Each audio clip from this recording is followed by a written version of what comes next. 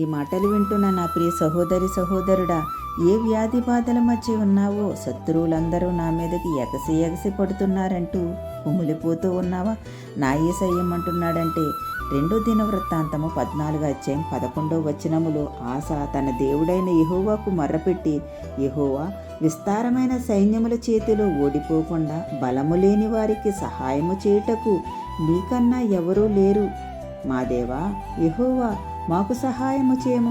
నిన్నే నమ్ముకుని ఉన్నాము. నీ నామమును బట్టే ఈ సైన్యమును ఎదిరించుటకు బయలుదేరి ఉన్నాము. యెహోవా, నీవే మా దేవుడవు.